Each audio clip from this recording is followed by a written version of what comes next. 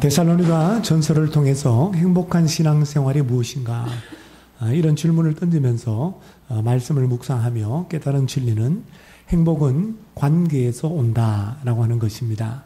영적 지도자의 관계, 또 성도들 상호 간의 관계, 그리고 모든 사람, 그 모든 사람 안에는 원수까지도 포함되어 있습니다. 모든 사람과의 관계가 좋아야 행복하다. 행복한 신앙생활을 할 수 있다. 특별히 하나님과의 관계, 우리 기도하고 감사하고 기뻐하는 것, 이 하나님과의 관계 속에서 우리는 행복을 누릴 수 있다라고 하는 것입니다. 이제 데살로니가전서 마지막 강해 설교를 하면서 이 마지막 부분을 묵상하면서 깨달은 또 하나의 진리는 거룩함도 관계에서부터 온다라고 하는 것입니다. 그래서 존 스토트 목사님은 이런 말을 했습니다. 거룩함이란 다른 사람들과 고립된 채로 자기와 하나님과만의 관계에서 누리는 어떤 신비 체험을 뜻하지 않는다. 거룩함이란 내 주변 사람들과의 관계 속에서 드러나게 된다.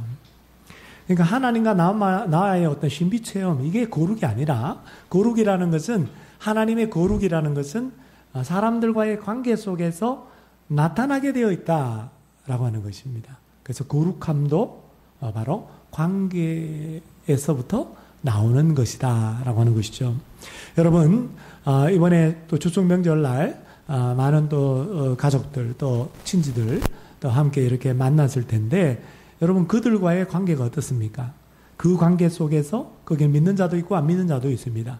내가 조금 미워하는 사람, 조금 소원한 사람도 있고 친근한 사람도 있어요. 그들과의 관계 속에서 하나님의 거룩함을 드러내셨습니까? 여러분들이 전도하려고 친밀한 관계 형성, 지난 한 주간 동안에 이렇게 형성하려고 많이 애쓰셨는데, 그 전도 대상들과의 관계 속에서 하나님의 거룩함을 드러내셨습니까? 사람들과의 관계 속에서, 주변에 있는 사람들과의 관계 속에서 여러분 하나님의 그 거룩함을 드러낼 수 있기를 바랍니다. 이것이 하나님의 뜻이라고 하는 것입니다. 여러분 거룩함이 무엇인지 아세요? 거룩함은 구별됨이라고 하는 뜻을 가지고 있습니다. 베드로전서 2장 9절에 보니까 너희는 거룩한 나라요. 다시 말하면 하나님은 많은 사람들 가운데 우리를 뽑아서 선택해서 우리를 구별하셨다라는 거예요.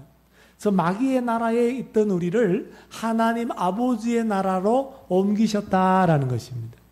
구별했기 때문에 우리는 하나님의 나라, 아버지의 나라에 속한 하나님의 아들이요 딸이요. 이사야서에 보면 우리는 하나님의 것이다. 내가 너를 구속하여 지명하여 불렀나니 너는 내 것이라. 그러니까 구별하고 하나님이 거룩하게 하셨어요. 그리고 거룩한 것은 결국은 하나님의 소유가 되었다라는 거예요. 우리는 하나님의 것이 된 것입니다. 구별했기 때문에 하나님이 우리를 거룩하게 하셨기 때문입니다. 할렐루야. 이것은 하나님의 일방적인 은혜, 하나님의 일방적인 사랑인 것입니다. 그런데 하나님으로부터 구별된 자들, 즉 거룩하게 된 자들, 오늘 저와 여러분들 향한 하나님의 뜻이 뭔지 아세요? 우리가 거룩한 자들임에도 불구하고 거룩한 자들을 향한 하나님의 뜻이 거룩함이라고 하는 것입니다. 데살로니가 전서 4장 1절에 보면 하나님의 뜻은 이것이니 너희의 거룩함이라. 항상 기뻐하라. 쉬지 말고 기도하라. 범사에 감사하라. 이는 그리스도 예수 안에서 너희를 향한 하나님의 뜻이니라. 이 데살로니가 전서 5장 말씀 이전에 하나님의 분명한 뜻을 먼저 말씀하셨는데 그것이 거룩함이다 라고 말씀하고 있습니다. 영어 성경에 보니까 이 거룩하게 하심이니 이것은 거룩한 삶을 사는 것이다 라는. 여러분 데살로니가 전서 4장 7절에도 보면 하나님이 우리를 부르신 목적, 우리를 구별하여서 거룩하게 하신 목적을 뭐라고 말씀하지 않으니까 거룩하게 하심이니 라고 말합니다. 거룩한 삶을 살도록 우리를 세상 사람들로부터 구별하여 거룩한 자들로 삼으셨다라는 겁니다. 그래서 사도 바울은 데살로니가 교회의 거룩함을 위하여 간절히 끊임없이 기도했습니다. 데살로니가전서 3장 13절에 보면 우리 주 예수께서 그의 모든 성도와 함께 강림하실 때에 하나님 우리 아버지 앞에서 거룩함에 흠이 없게 하시기를 원하노라. 바울은 예수님이 다시 오실 때에 이 데살로니가 교회, 본인이 전도한 이 데살로니가 교회 성도 한 사람 한 사람이 하나님 앞에서 거룩하게 서 있기를 기도했다라는 것입니다. 오늘 본문 말씀 마지막 말씀에도 기도가 나온 바울의 기도 23절입니다. 다시 한번 우리 23절 한번 합독해 보겠습니다. 평강의 하나님 시작. 평강의 하나님이 친히 너희를 온전히 거룩하게 하시고 또 너희의 온 영과 혼과 몸이 우리 주 예수 그리스도께서 강림하실 때에 흠없게 보존되기를 원하노라. 이것을 바울이 이중적 간구라고 그럽니다. 무슨 말이냐면 기도가 두 개의 문장으로 되어 있다. 그래서 기도가 두 가지다. 근데 사실은 이 두 가지의 기도는 엄밀하게 말하면 한 가지입니다. 보시면 여기 보니까 평강의 하나님이 친히 너희를 온전히 거룩하게 하여 주시옵소서. 이게 기도예요. 온전히라는 이 단어 어느 하나도 제외되지 않은 전체를 의미합니다. 다른 말로 바꾸면 완전한 전적인 그런 뜻이에요. 그러니까 거룩이 뭐 이렇게 부분적인 거룩이 아니라 우리 데살로니가 교회 성도 한 사람 한 사람이 하나님 앞에서 온전한 거룩에 이르기를 원한다라는 거예요. 완전한 거룩, 하나도 빠짐없이 다 완전한 거룩을 이루기를 원한다라고 하는 기도였습니다. 또 그 뒤에 보면 온 영과 혼과 몸, 이 온이라고 하는 단어가 앞에 나오는 온전이라고 하는 헬라어랑 거의 비슷해요. 이 온이라고 하는 단어도 뭐냐면 전체적인 모든 면에서 완전한이라고 하는 뜻입니다. 그러니까 예수님 재림 때까지 데살로니가 교회 이 거룩한 자들이 정말 하나님의 거룩함이 유지되도록 해달라고 하는 기도입니다. 주님이 재림하는 바로 그 순간에 거룩하게 되어지는 것이 아니라 주님 재림하실 그때까지 거룩함의 그 과정을 겪어서 정말 주님이 다시 오셨을 때는 정결하고 흠이 없는 거룩한 깨끗한 신부의 모습으로 신랑 되신 예수님을 맞이할 수 있게 해달라고 했던 기도였습니다. 브루스라고 하는 주석학자는 이 바울의 이 23절의 기도에 대해서 이렇게 말했습니다. 바울의 기도는 그가 전도한 회심자들이, 구원받은 자들이죠, 강림하실 때까지, 예수님이 다시 오실 때까지 온전히 흠이 없이 보존되어서 그들이 완전히 거룩하게 될 강림 때에 그러한 모습으로 발견되기를 기도한 것이었다. 바울의 이 이중적 강구 속에서, 바울의 기도 속에서 우리는 바울의 소원이 무엇인지를 보게 됩니다. 여러분, 바울의 소원이 뭡니까? 예수님 재림 때까지 이 데살로니가 교회가 주님 만날 준비를 제대로 하는 것입니다. 다시 말하면 주님 만날 준비를 제대로 하는 것이 뭡니까? 바로 거룩함을 유지하는 것입니다. 데살로니가 교회가 거룩하게 살아가는 것입니다. 거룩한 삶을 살아내는 것입니다. 이것이 바울의 소원이었어요.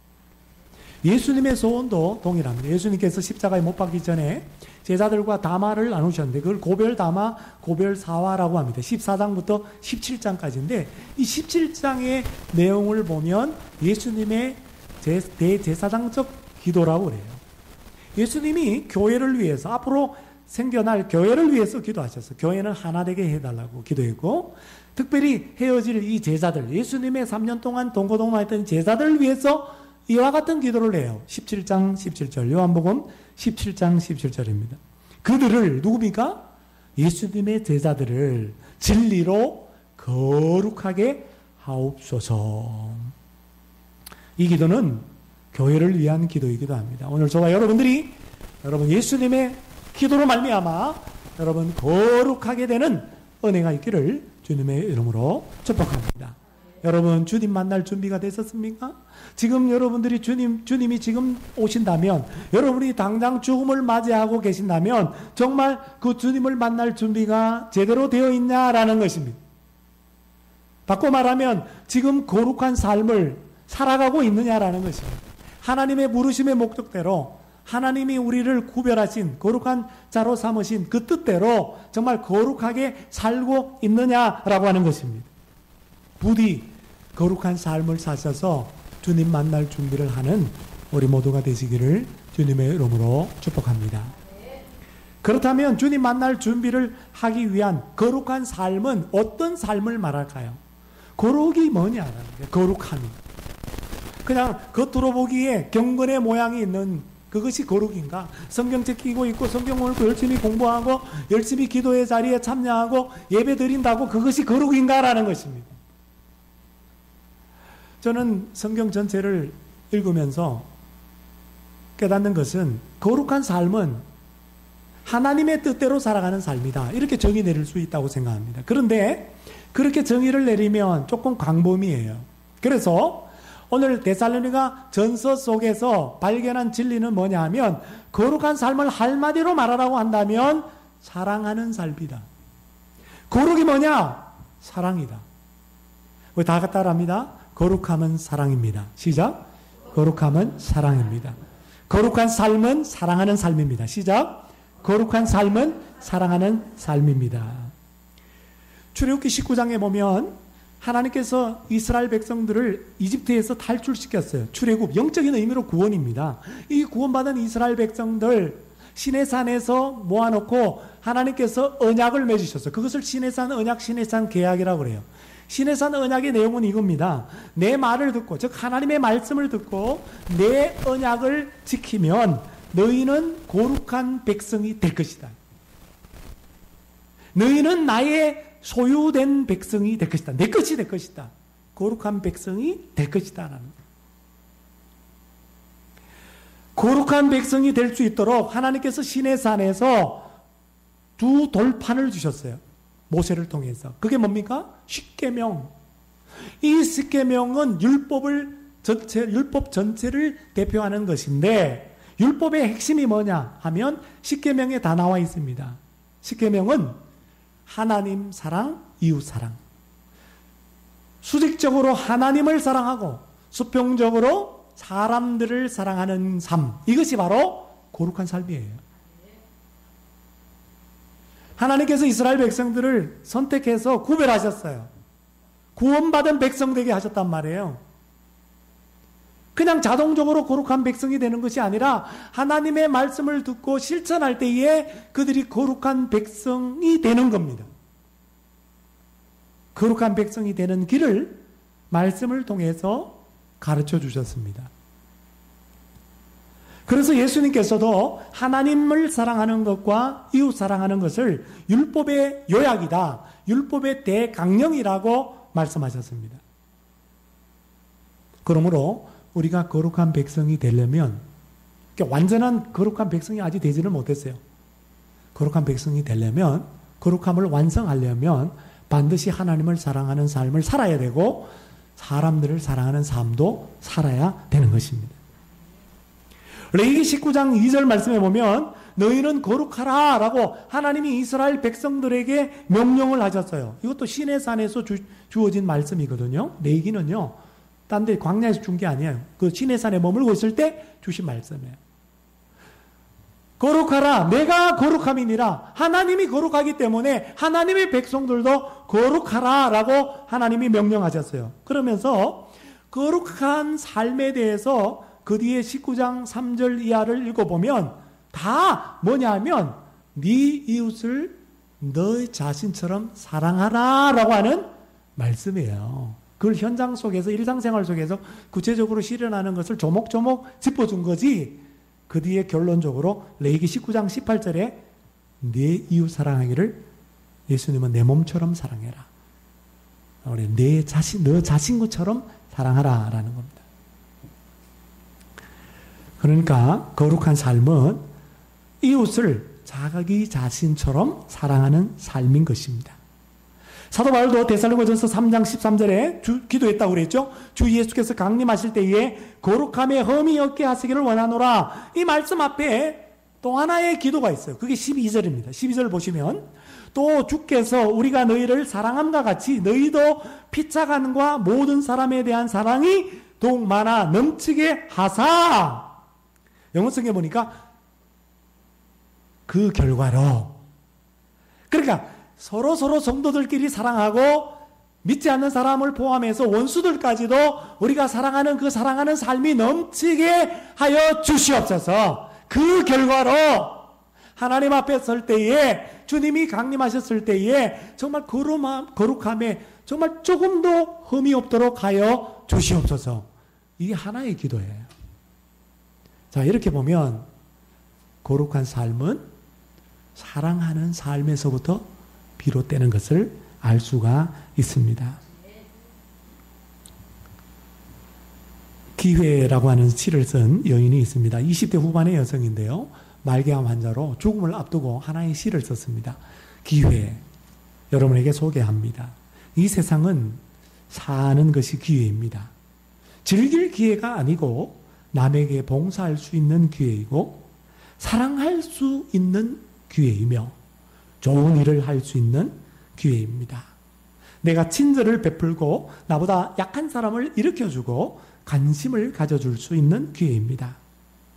자신을 위해 산 사람은 무엇을 아무리 잘 누렸다 해도 헛산 것이고 남을 위해 산 사람은 행복했고 긍지를 느꼈으며 사는 의미를 갖게 되었다는 사실입니다. 얼마나 잘 먹고 얼마나 많이 모았느냐는 중요하지 않습니다. 어떻게 사용되느냐가 중요합니다. 돈이 아니라 사람이 우선순위가 되어야 합니다. 우리는 이따가 사라질 것입니다. 이 땅에는 내가 뿌린 사랑만이 남아 있을 것입니다. 그래서 오늘 내가 할 수 있는 최선을 다해 내가 만나는 사람에게 기회라고 알고 사랑할 뿐입니다. 그게 행복입니다.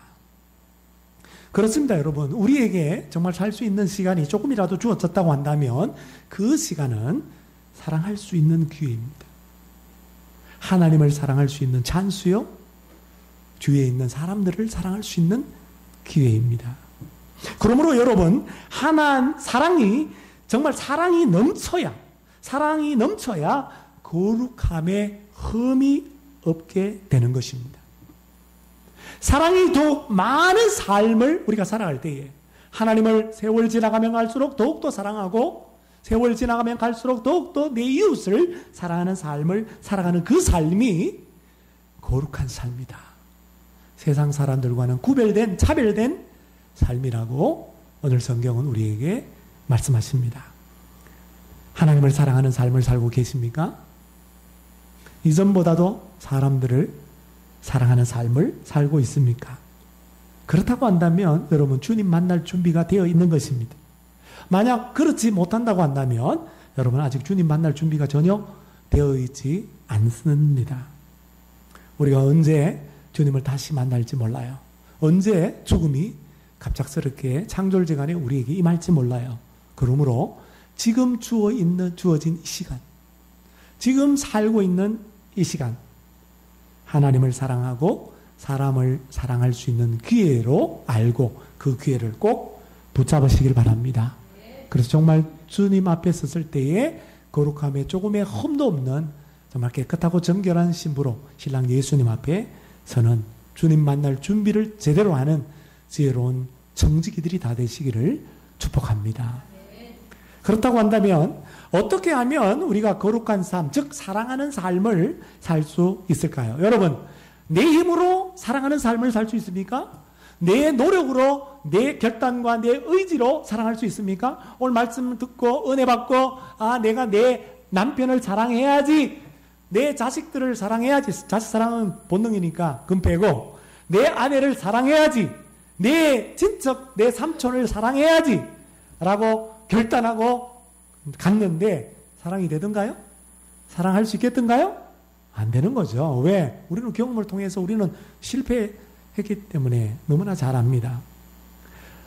빨리 말하고 빨리 걷고 빨리 일 처리를 하는, 뭐든지 동작이 민첩한 어떤 여자가 있었어요. 이 여자가 느리고 느려 터진 남자를 만났네. 근데 사랑에 빠졌어요. 참 신기해요. 어떻게 그런데 그렇게 반대로 만나는지 모르겠어요. 그래서 결혼을 했답니다. 근데 이 남자는요, 생각도 느리고 말도 느리고 행동도 느려요. 일처리는 더욱 느려요. 매사에 너무너무 느긋하게 살아가는 남자입니다. 근데 이 두 사람이 결혼해서 가정을 이루고 사는데 이게 여간 힘든 게 아니에요. 연애할 때는 몰랐는데 사는 건 힘들거든. 사는데 얼마나 힘이 들는지 몰라요. 그래서 이 여자가 남편의 느려터진 성격을 초반에 내가 뜯어 고쳐야 되겠다, 이렇게 마음을 먹고 여러 번 설득을 하기도 하고 달래기도 하고 잔소리를 했는데 남편이 바뀝니까? 안 바뀝니까? 어떻게 그렇게 잘 알아요? 뭐 전부 다 고개를 흔들지. 어떻게 그렇게 잘 알아? 안 바뀌는 거야, 안 바뀌는 거야. 그래가지고 이 여자가 결혼 생활 가운데 행복감을 전혀 느끼지를 못해요. 그래서 낙담하는 가운데 그래도 계속 노력을 해보는 거예요. 가장 큰 노력을 남편을 바꾸는 데다가 쏟아부었지만은 점점점 절망감만 깊어질 뿐이었습니다. 그래서 안 되겠다 싶어서 크리스찬 상담가를 만나서 이렇게 상담을 하는 가운데 자기의 문제를 알았어요. 문제가 뭐냐면 이 느려터진 이 남편이 아니라 늘 자기 자신이 옳다라고 생각하는 이 여자의 자기의였다라는 겁니다. 이 여자는요, 똑똑해요. 그러니까 사회생활도 너무너무 잘해서 성공한, 그 세상적으로 성공한 위치에 올라간 여자예요. 그러니까 자기 생각은 옳고 자기 판단은 항상 옳고 자기 행동은 항상 옳다라고 하는 자기의에 빠져가지고 그 바탕 위에서 남편을 바라보니까 남편은 이거는 안 고치면 안 되는 존재는 거예요. 그래서 남편을 바꾸고자 여러 번 시도를 했지만 됩니까? 안 되죠. 안 되는 게 당연한 것이죠. 그 자기 문제를 깨달았어요. 남편이 문제가 아니라 내 의가 문제다, 이걸 깨달았다는 겁니다.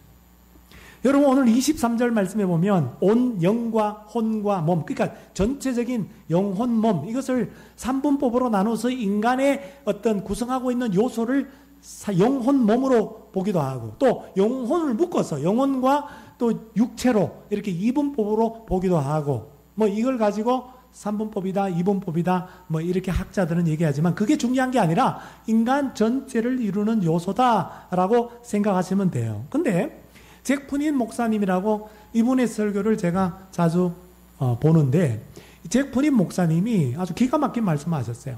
영과 혼과 몸을 인간은 세 종류로 나눈다. 사실은 이분이 말한 게 아니라 사도 바울이 이미 얘기했어요. 사도 바울이 고린도전서에 보면 인간은 육의 사람이 있다. 육의 사람, 그 육체의 본능에 따라 살아가는 사람. 그리고 육신에 속한 사람이 있다. 이 사람은 뭐냐? 육에 속한 사람. 이 사람은 육신의 사람이 아니라 영어성에 보면 혼적인 사람이 있다. 혼적인 사람.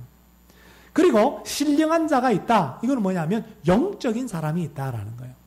그렇죠, 여러분. 육신적인 사람이 있고 혼적인 사람이 있고 영적인 사람이 있다. 이 잭 푸닌 목사님도 사도 바울의 말에 동조하면서 말씀하면서 이렇게 했어요. 영과 혼은 눈에 보이지 않아. 눈에 안 보여. 그러나 육체는 눈에 보여. 이걸 어디다 비교하냐니까 성막에다가 비유하는데, 여러분 출애굽기 얘기를 들으신 분들은 알 거예요. 성막에다 비유하는데 눈에 보이지 않는 혼과 영은 성소와 지성소다. 여러분, 성소와 지성소는요, 커튼으로 가리고 있기 때문에 그 커튼을 젖히고 안 들어가면 그 안에 뭐가 있는지 몰라요. 눈에 안 보입니다. 외관은 보이지만. 성막의 이 마당, 이 성막들, 이 마당을 가리켜서 육체다라고 얘기하는 거예요. 눈에 보이는 거죠. 여러분, 혼은 뭐냐 하면, 혼은 여러분 이렇게 생각하시면 됩니다. 지성의가 혼입니다. 그러니까 지성, 우리의 감정, 그리고 의지, 이것이 인격의 3요소인데 혼이라는 게 혼.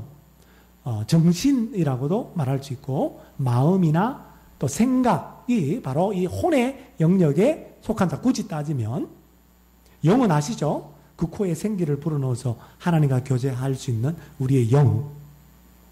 예. 그러면서 이분이 뭐라고 말했냐니까, 지성소로 우리가 나아가야 되는데, 다시 말하면 신령한 사람, 성령 충만한 사람, 성령 안에서 살아가는 삶을 살아가야 되는데, 우리가 지성소로 가지 못하게 방해하는 요소가 있는데 그게 휘장이라는 거예요. 성소와 지성소를 가르는 커튼이 있는데 그것을 휘장이라고 그럽니다. 예수님이 십자가에 죽으실 때 휘장이 위에서 아래로부터 찢어졌다 그랬어요. 그래서 히브리서의 기자는 이 휘장을 가리켜서 예수님의 육체라고 말했습니다. 십자가의 육체가 죽으심으로 우리가 지성소 하나님께로 우리가 나아갈 수 있게 되었다. 죄인인 인간이 거룩한 하나님께로 나아갈 수 있게 되었고 교제가 회복이 되었다 이 말입니다. 그런데 이 육체를 히브리서 6장에 보면 육체 자기 휘장 이렇게 휘장 안으로 들어가신 예수라고 표현되어 있어요. 그 예수님이 휘장 안으로 들어가신 분이라는 거예요. 제일 먼저 들어가신 분이라는 거예요. 그래서 그 휘장을 어떻게 해석했냐면 자기 의지라고 그렇게 해석을 했습니다. 휘장이 뭐냐? 뭐 예수님의 육체인데, 근데 이 목사님은 그것이 자기 의지다. 예수님이 십자가에 죽는 것 자기 의지가 아니었어요. 예수님이 십자가에 죽는 것은 하나님 아버지의 의지였고 하나님 아버지의 뜻이었습니다. 예수님도 인간의 몸으로 오셨기 때문에 우리와 똑같은 지정의를 가지고 있습니다. 혼이 있습니다. 근데 예수님이 십자가에서 죽는 걸 겟세마네 동산의 기도를 보면 그렇게 원치 않았음을 알 수 있습니다. 아버지, 할 수만 있으면 이 잔, 이 십자가에 이 쓴 고통의 고난의 잔을 내게서 옮겨주십시오. 그러나 내 뜻대로 마시고 아버지 뜻대로 하옵소서. 예수님이 이 땅에 오신 목적에 대해서 요한복음에 말씀하고 있습니다. 6장 38절. 내가 하늘에서 내려온 것은 내 뜻을 행하려 함이 아니요 나를 보내시니 즉 하나님 아버지의 뜻을 행하려 함이라. 하나님 아버지 뜻이 뭐예요? 온 인류의 죄를 대신 뒤집어 쓰고 십자가에 죽는 것이었습니다. 다시 말하면 예수님은 휘장 안으로 앞서가신 예수, 파이오니어, 개척자, 선구자이셨다라는 거예요. 무슨 말입니까? 십자가를 짊어지기 위하여 내 뜻을 부수고 내 뜻이라고 하는 내 의지라고 하는 휘장을 찢어버리고 하나님 아버지의 뜻에 순종하신 분이라는 겁니다. 그래서 아버지의 뜻을 제일 먼저 이루신 분이라. 우리는 예수님이 걸어가신 그 길을 걸어가고 있습니다. 예수님이 찢으신 그 휘장 사이로 우리는 하나님 아버지께로 나아가 하나님의 아버지의 뜻을 알고 그 뜻대로 살기 위하여 내 뜻을 죽이고 나를 부인하고 내 의지를 십자가에 못 박고 하나님의 뜻에 굴복하며 순종하며 살아가는 삶. 이것을 우리가 살아야 되는 것입니다. 그러므로 여러분, 예수님은 100% 인간으로 오셨기에 우리의 거룩함의 본을 보여주신 분입니다. 그러므로 성도 여러분, 우리가 예수님처럼 아버지 하나님 그 뜻을 행하기 위해서 우리는 내 뜻을 꺾어야 합니다. 내 의지를 꺾어야 합니다. 그러나 그게 쉽지 않아요. 왜냐하면 고통스럽기 때문입니다. 여러분, 아이들도 의지가 있잖아요. 자기 좋아하는 솜사탕을 이렇게 잡고 있으면 그거 너무 많이 먹으면 엄마가 이빨 썩을까봐 빼뜨려 버리면 막 웁니다. 막 때를 씁니다. 내놔라고. 못된 애들은 막 엉덩이를 걷어찹니다. 엄마의 엉덩이를. 그게 뭐냐면 의지가 있기 때문에. 어린아이만 있는 게 아니라 오늘 저와 여러분들은 다 자기 뜻이 있고 자기 의지가 있고 자기 의가 다 있습니다. 그것은 자기 자아가 있다는 거예요. 자아. 바로 이 자아가, 이 내 뜻이, 내 의지가 지성소로 들어갔어. 하나님의 인재 안에서 사는 삶, 성령 안에서 사는 삶을 방해한단 말이에요. 지적으로는 성경 공부도 열심히 해서 성경도 많이 알아요. 근데 또 감정적으로도 막 은혜 받을 때가 있어. 감정이 풍부한 분이 막 은혜 받아서 손 들고 찬양하고 뜨겁게 막 눈물 흘리면서 찬양은 해요. 근데 의지는 부패되었어. 전적으로 타락한 인간이기 때문에 우리의 의라고 하는 건 더러운 누더기 옷과 같아요. 우리의 의지와 내 뜻은요 다 타락했습니다. 부패했고 썩었어요. 은혜 받고 감정이 뜨거워 집에 가서 내가 아내를 사랑하리라 마음은 먹어도 그게 안 되는 거예요. 그래서 우리가 내 의지를 꺾어야 되는 거예요. 내 뜻을 십자가에 못 박고 내 의지를 죽여야 되는 거예요. 첫 번째, 여러분, 우리가 해야 될 것은 내 뜻, 내 자아, 내 의지에 대해서 안 돼! 라고 말해야 합니다.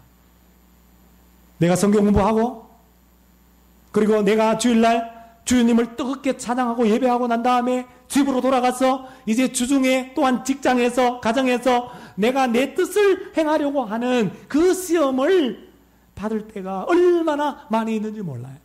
배우자가 나에게 못된 말을 할 때마다 내 안에 있는 내 의지, 내 뜻은, 내 자아는 말합니다. 네 배우자가 너에게 하는 말하는 방식과 똑같이 말해라! 직장 갔는데 직장의 동료가 아주 화를 버럭버럭 냅니다.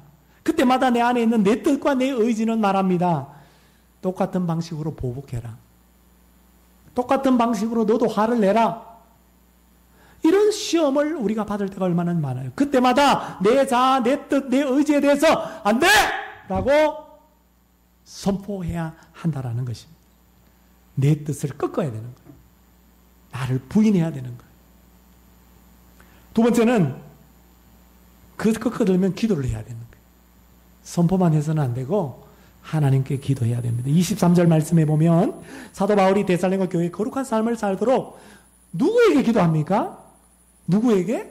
평강의 하나님께. 저 같으면 하나님, 데살로니가 교회 성도들이 거룩하게 하여 주시옵소서. 거룩하신 하나님이요. 이렇게 제가 기도할 것 같아요. 그래야 맞잖아. 거룩하신 하나님이 거룩하게 해 주십시오. 근데 평강의 하나님이라고 왜 그 하나님을 이렇게 불렀을까? 평강이라는 뜻을 알면 제대로 이해가 됩니다. 히브리어로 평강은 샬롬이죠. 샬롬. 그리고 헬라어로는 에이레네라고 합니다. 이 평강의 뜻은 전체적으로 온전한 것을 뜻합니다. 여러분, 담벼락을 쌓는데 담에 이렇게 벽돌을 쌓지 않습니까? 근데 그 벽돌이 하나가 빠져 있어요. 그 마지막 벽돌 하나를 집어넣으면 이게 온전한 전체가 되는 거죠. 그게 샬롬이라는 거예요.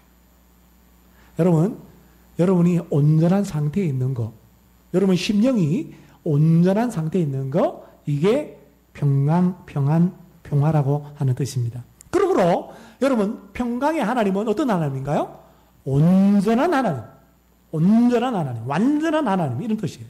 그러니까 이 하나님의 백성을 온전히 거룩하게 해달라고 평강의 하나님, 온전한 하나님께 기도한 것은 적절한 기도라고 볼 수가 있는 것입니다. 놀랍게도 이 평강의 하나님께 거룩한 삶을 살도록 도와달라고 기도하면 평강의 하나님이 이루어 주십니다. 할렐루야. 왜 이루어 주십니까? 24절 말씀 보니까 그 평강의 하나님은 너희를 거룩하도록 부르신 하나님이요, 거룩하게 살도록 부르신 그 하나님은 믿으신 하나님이기 때문입니다.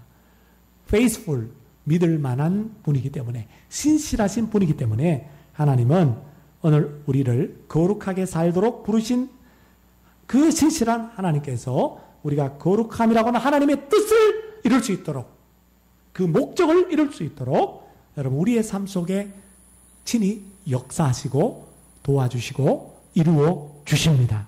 할렐루야. 그 성령님은 우리 안에 계시잖아요. 예수 믿으면 우리 안에 계시는데, 근데 이게 우리 안에 계시지, 저는 얘기한 것처럼 내주하는 거하고 성령 충만한 거, 지성소 안에서, 성령 안에서 사는 삶 말고는 다르다고 그랬습니다.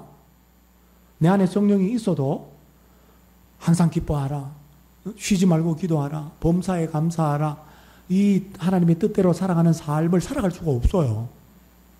안 돼요. 영으로 살아야 돼요. 영으로. 지성소 안으로 들어가야 되는 거예요. 성령 충만한 삶을 살 때에만 가능하다고 제가 분명히 말씀드렸습니다. 다르다라는 거예요. 내 안에, 내가 예수님 믿고 내 안에 성령이 계신다고 해서 내가 거룩하게 되는 게 아니라는 거예요. 흠이 없게 되는 게 아니라는 거예요. 근데 놀라운 사실은 성령님이 하시는 일이 뭐냐면 우리를 거룩하게 하시는 일을 하십니다. 우리를 흠이 없도록 도와주시는 일을 하십니다. 그러므로 우리는 내 안에 계시는 성령님께도 기도해야 되는 거예요. 성령님의 도우심을 구해야 돼요. 성령님, 나에게 은혜를 베풀어 주세요. 내 의지로는, 내 노력으로는 안 되더라고요. 저 인간을 사랑할 수 있도록 성령님 은혜를 베풀어 주세요. 내 뜻이 아니라 하나님의 뜻을 따를 수 있도록 성령님 은혜를 베풀어 주세요. 그러면 내 안에 계신 성령님이 나로 하여금 인내하도록, 참을 수 있도록 만들어주시고 사랑할 수 있도록 도와주실 수 있습니다. 그러니까 결국 억지로 내가 꼭 참고 살아가는 게 아니라, 꼭 참고 살아서 이기는 게 아니라 내 안에 계시는 성령님의 역사로 내 변화된 심령으로 넉넉히 이기게 될 줄로 믿습니다. 그러므로 나의 뜻이 아니야, 나의 의지가 아니라 내 속에 계신 성령님이 주도적으로 나를 거룩한 삶을 살도록, 사랑하는 삶을 살도록 인도해 주십니다. 앞서 예로 든 그 여자가 전에는 왜 기도 안 했겠어요? 크리스찬 상담가 찾아가서 상담하는 거 보면 그녀도 크리스찬이에요. 그러니까 그녀도 기도 안 했겠습니까? 제발 남편을 좀 변화시켜 주세요. 저 느릿해진 성격 좀 어떻게 좀 바꿔주세요. 얼마나 간절히 기도했겠습니까? 그러나 그 기도는 응답되지 않아. 왜? 그 기도는 능력이 없어요. 왜? 내 의로 기도했기 때문에, 내 뜻으로, 내 생각으로 기도했기 때문에 아무런 능력이 나타나지 않는 것입니다.